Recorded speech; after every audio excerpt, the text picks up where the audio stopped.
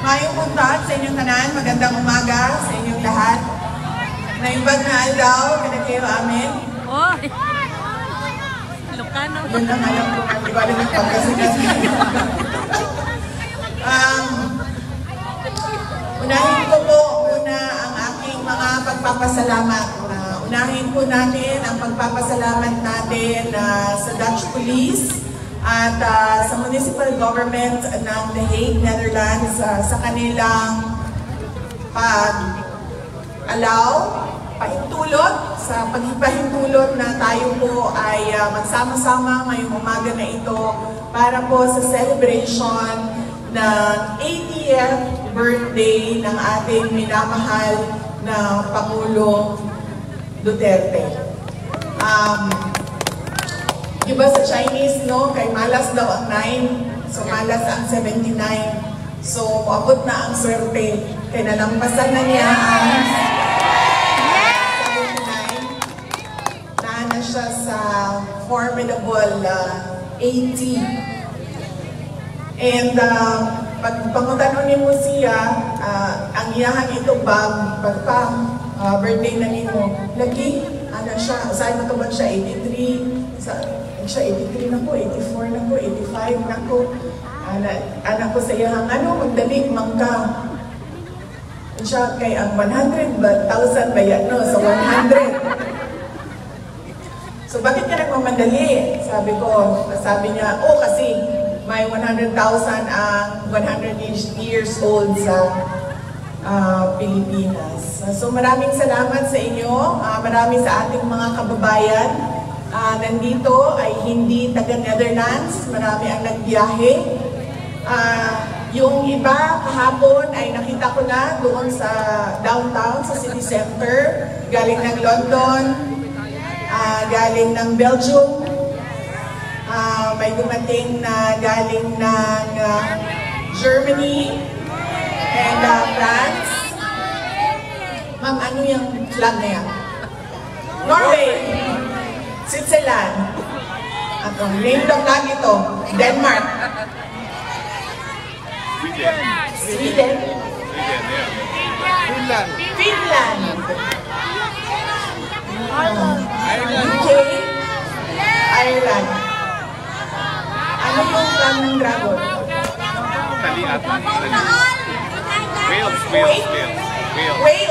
Wales. Kasabaan pa sa Kuwait, ani. Lumalang ang flag namin. Davao, yes. So yes, maraming salamat sa inyong lahat. At maraming salamat sa mga kababayan natin doon sa Pilipinas, iba't ibang lugar sa Pilipinas na nagse-celebrate ng 80th birthday ni Pangulong Rodrigo Duterte. Ngayon lang ako nakakita ng tao na nag-birthday na buong mundo ay meron siyang celebrations sa kanyang birthday. And it shows the goodness of his heart and the love for the people. Because otherwise, the people will not love you if they don't feel the love coming from you. So thank you very much, lalong-lalo na sa ating mga kababayan na nandoon sa Pilipinas. Kanina pa sila nagsimula, alas 2 ng hapon at hanggang daw sila matapos ang 12 midnight at matapos ang araw na ito na kaarawan ni Pangulong Duterte. At syempre, ang pagpapasalamat ko sa ating mga organizers dito sa The Hague, sa ating pagtitipon na yon. Merong nag-apply ng permit, merong nag-organize ng ating sound system, merong nag-organize ng ating mga barikada, at marami pa silang pinagtrabahuan para mapanigurado na komportable at meron tayong time and space ngayong araw na ito para sa ating picnic celebration ng birthday ni Pangulong Duterte. Maraming salamat sa inyo, mga organizers natin. Yes. Paalala ko lang, dahil kahapon nandito po ako, kumuha po ako ng mga gamit na hindi kailangan o hindi ginagamit ni Pangulong Rodrigo Duterte doon sa loob. ay pinakuha sa akin, sinabihan ako doon sa loob na pakiusapan tayong lahat, kasama na ang media, na huwag mag-video footage at pictures sa kanilang facade ng kanilang detention facility, lalong-lalo na sa mga tao na pumapasok at lumalabas. Bawal po sa kanilang protocols ang videohan ang kanilang detention facility. So pakiusap ko lang, sundin natin kung anong protocol nila dito sa videotaping and sa recording and sa photography. Dahil sa ngayon, nakikita ninyo na napaka-lenient at napaka-cooperative nila sa atin at nakikita nila na at tinutulungan nila tayo na maipakita sa mundo kung ano yung nararamdaman natin. Kaya yung mga maliliit na bagay na hingin nila na huwag dyan kayo mag-film at mag-videotape ay sundin natin. Ang susunod po ay mensahe galing kay Pangulong Rodrigo Duterte. Sinabi niya ito sa abogado kahapon at sinabihan niya ang abogado dahil hindi ko makikita si Inday Sara bukas dahil ang nakaschedule bukas ay ang aking kapatid si Veronica at si Shelito, ang kanyang mama.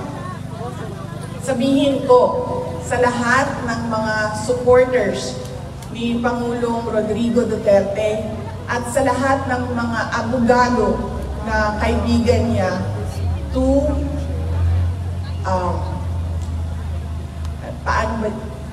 sinabi niya na huwag tayo makialam sa kanyang kaso sa International Criminal Court.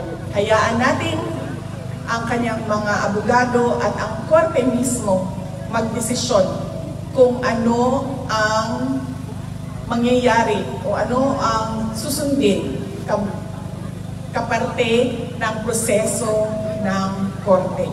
Sabi niya, kung gusto ninyo ipahayag ang inyong pagsuporta, kung gusto ninyo ipahayag ang inyong galit na nararamdaman or kung kasiyahan na nararamdaman, sabi niya, huwag natin pag-usapan ang kaso at huwag natin pag-usapan kung ano yung nangyayari sa kaso. Lalong-lalo na pagdating sa mga complainants o reklamo na nandyan sa loob sa International Criminal Court. So yan po yung mensahe ng detention center, pakiusap ng detention center sa ating lahat.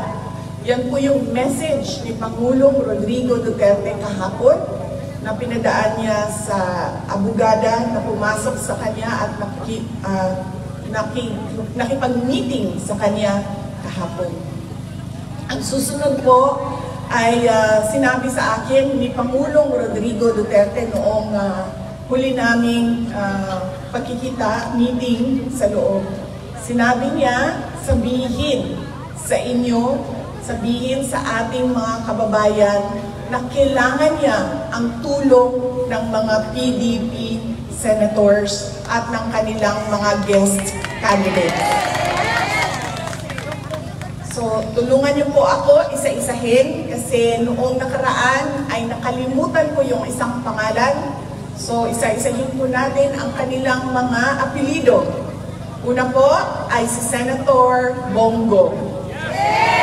Pangalawa ay si Senator Bato de la Rosa. Ang sunod po ay si Senator Attorney Jimmy Bondo. Ang susunod ay si Senator Attorney J.V. Hinlo. Ang susunod ay si Senator Attorney Raul Lambino. At ang panghuli po ay ang ating kaibigan, si Mr. Senator Philip Salvador. Yan po ang candidates ng PDP. At ang kanilang mga guest candidates ay unang-una si Senator Attorney Rodante Marcoleta, si Senator Attorney Vic Rodriguez, Senator Pastor Apollo Kibuloy, at ang panghuli ay si Senator Dr. Richard Mata. Yan po ang sabi niya kasi nagplano sila ng mga kampanya bago siya dinala. Sa pilitang dinala dito sa ICC detention, meron silang mga plano ng mga iba't ibang rallies para sa mga senators ng PDP laban at kanilang mga guest candidates.